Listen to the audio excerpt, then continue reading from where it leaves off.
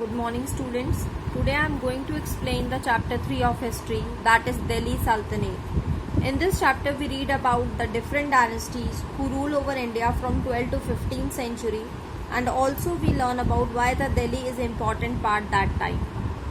If we talk about the medieval period में दिल्ली में बहुत सारे चेंजेस हुए थे related to kingdoms and empires में.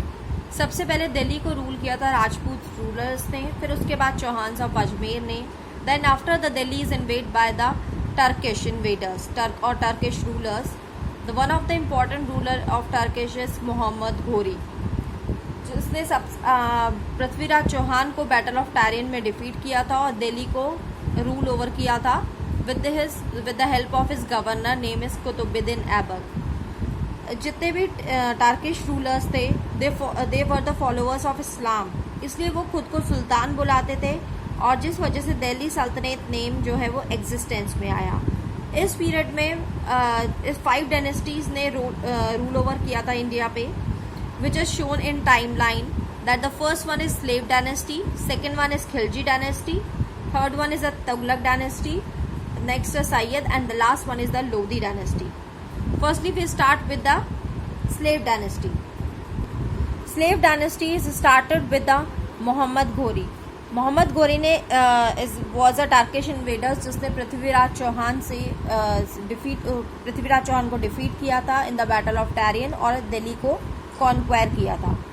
मोहम्मद घोरी की डिड नॉट हैव एनी सन, उसकी कोई भी सन नहीं था, जिस वजह से जितने भी उसके स्लेव्स थे उनको ट्रेन किया था और मास्टर्ड किया था डिफरेंट स्किल्स में, डिफरेंट टैक्टिक्स में, ताकि वो उसके फॉलोअर बन सके.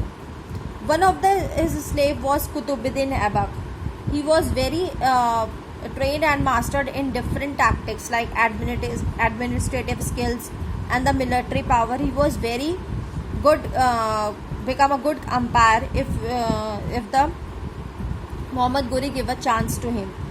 Then after the Muhammad Ghori, the Qutbuddin Aibak was the next emperor and become the first Sultan of Delhi, which conquered Ajmer, Jhansi, Delhi and Meerut. वो बहुत अच्छा एडमिनिस्ट्रेटर था और उसको लाख बख्श के नाम से भी बुलाया जाता था. कुतुबुद्दीन ऐबक ने 2 मॉस्क्यू बनवाए थे, कुबलत उस इस्लाम दिल्ली में and the next one is Adhai Din का झोपड़ा अजमेर में. और उसने कुतुब मीनार को भी स्टार्ट किया था बिल्ड करना, हाईएस्ट मीनार जो दिल्ली में है, लेकिन उसको कंप्लीट किया था उसके फॉलोअर ने, इल्तमिश ने, क्योंकि उसकी डेथ हो गई थी वाइल प्लेइंग पोलो.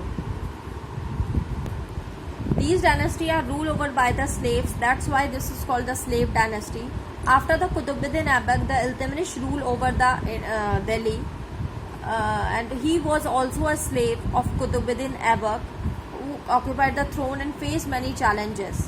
उसने राजपूत रूलर्स को डिफीट किया था उज्जैन और राथम्बोर में, लाहौर और मुल्तान एरिया को भी कॉन्क्वायर किया था.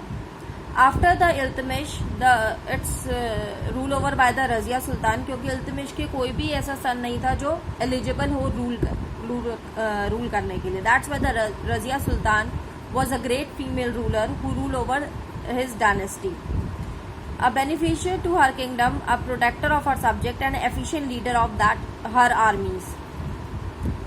That's why the Razia Sultan was a very good ruler. And after the death of Razia Sultan, his elder brother Nasiruddin occupied the throne, but is not proper eligible for conquer the different areas. That's why his guardian Ghiyasuddin Balban had the nobles was a powerful when he became the ruler of Delhi.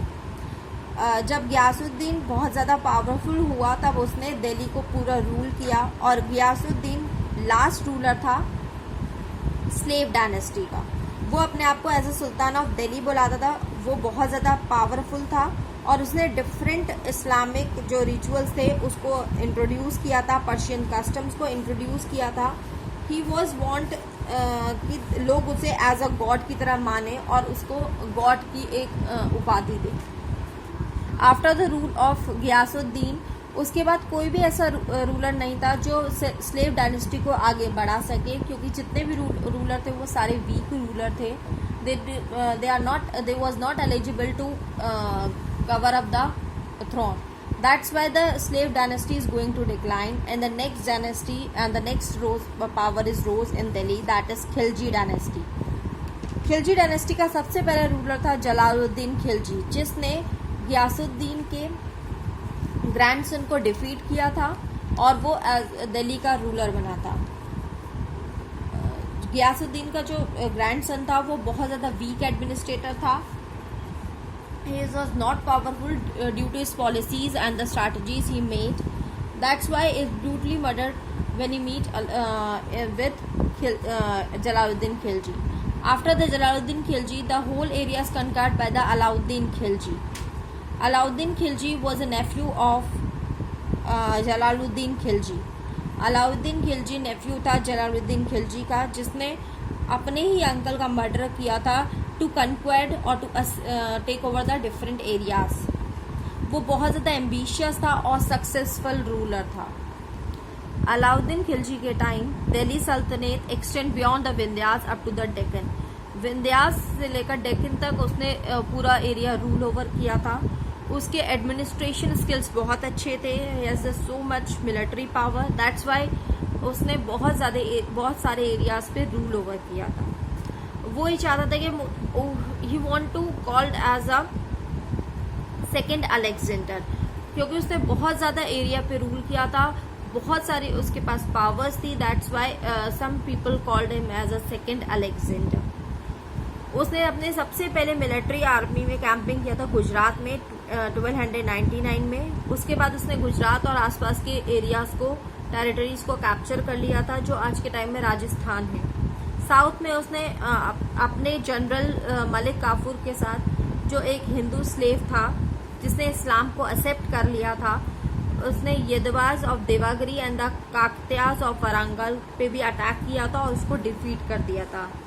Pandyas of Malabar and Mysore, ये सारे area हैं जो पूरे area पे उसने rule over किया था और इन सारे किंगडम्स को कैप्चर कर लिया था.